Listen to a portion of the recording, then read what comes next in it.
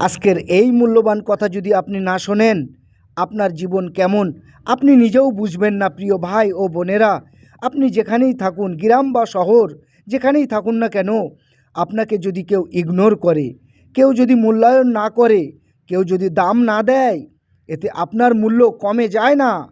অনেক সময় আল্লাহ পাক মানুষকে আপনার জীবন থেকে সরিয়ে দেন, যাতে বান্দা মানুষের দিকে না তাকিয়ে শুধু আল্লাহ পাকের দিকে তাকায়। নবী পাক সাল্লাল্লাহু আলাইহি ওয়াসাল্লাম বলেছেন, আল্লাহ পাক আপনাদের চেহারা বা সম্পদ দেখেন না, তিনি দেখেন আপনাদের অন্তর, আমল। আপনার অন্তরটা খুব পরিষ্কার রাখুন। আসুন প্রিয় ভাই ও বোনেরা, দিনের পথে ফিরে আসি, তওবা করুন, দিনের পথে ফিরে আসুন।